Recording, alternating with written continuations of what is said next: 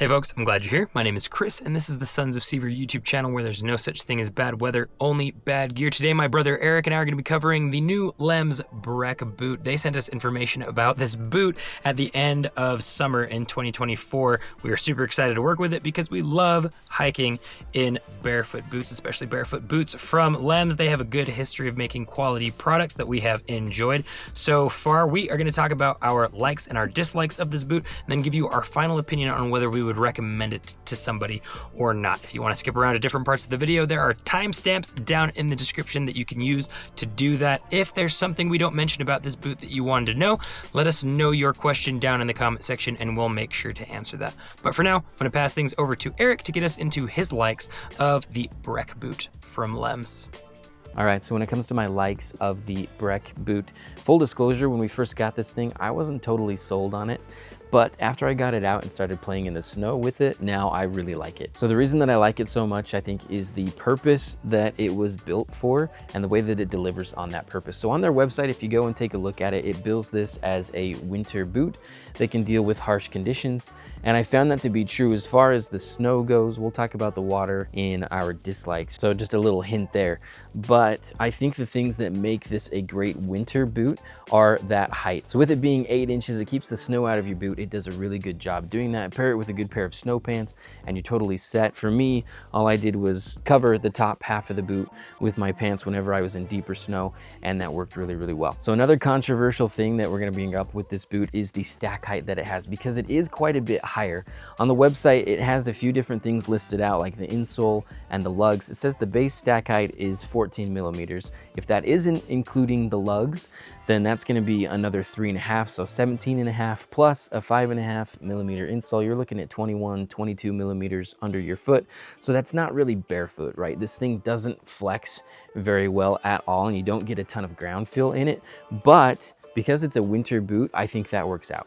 It keeps your feet warm, which, if you're gonna be out playing in the snow, is a super important feature. And so I think that the fact that it doesn't have a ton of ground feel is just fine because of what it was built for. There's also the warmth of the boot. Now, it isn't insulated, and I was a little bit worried about that. I actually took this out on a really cold day and was just standing on my driveway when my kids were playing in some blowing snow, and my feet started to get cold, but I was kind of grumpy, didn't want to be outside, so I wasn't really doing anything except standing there. So like I said, it did worry me just a little bit, but when you take this out hiking, when I took it out snowshoeing, for example, it worked really well. With a good pair of merino wool socks, my feet stayed plenty warm as long as I was being active with the boot. It still has some fairly minimal features for what it's been built for, which is a burly boot meant for tough conditions.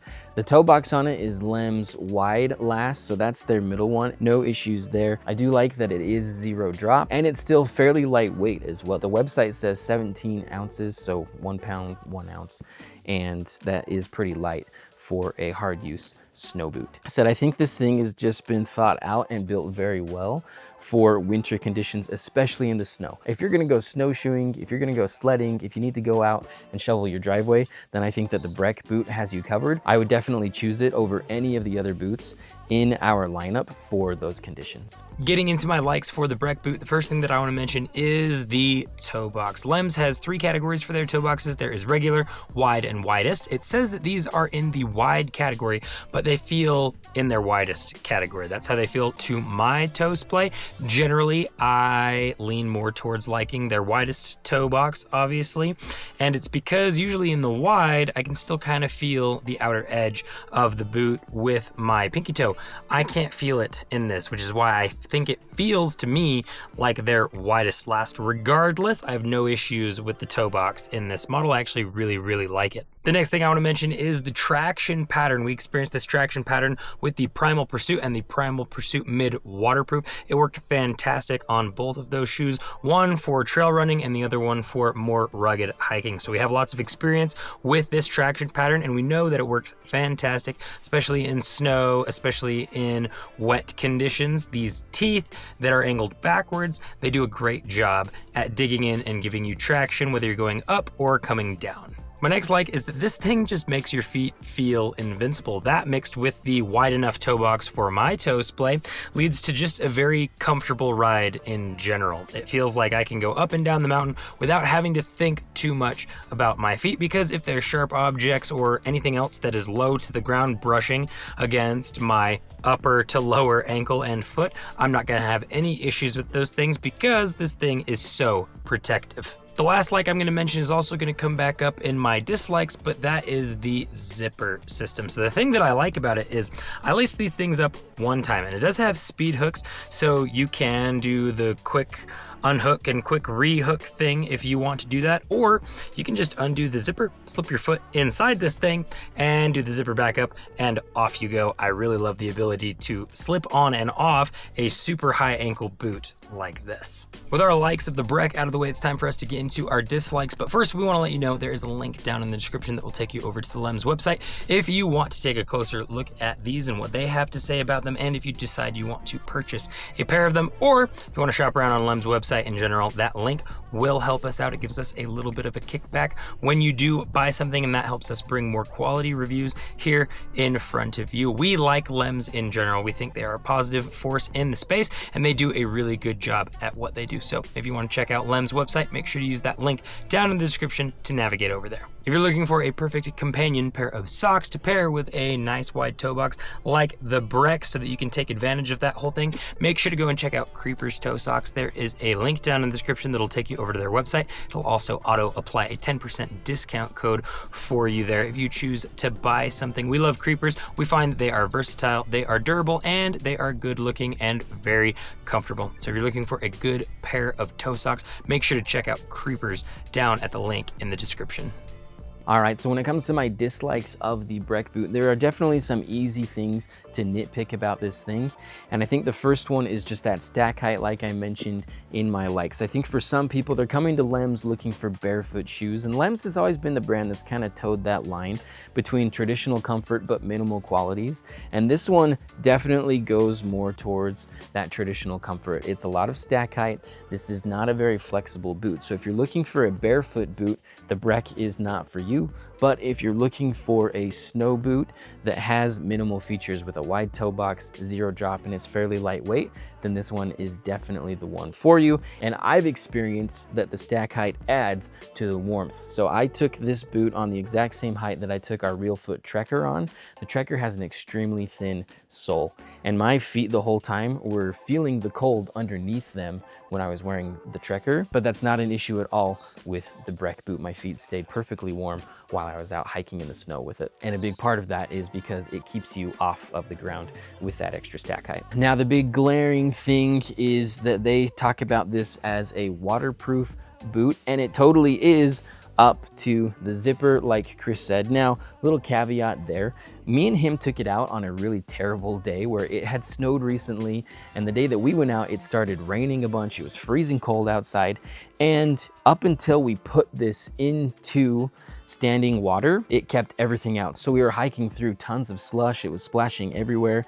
and my feet didn't get wet through any of that. And the only time that it even got wet when I put it into the water was when I turned the zipper directly into the way that the water was flowing, and that's when I started to get it in there.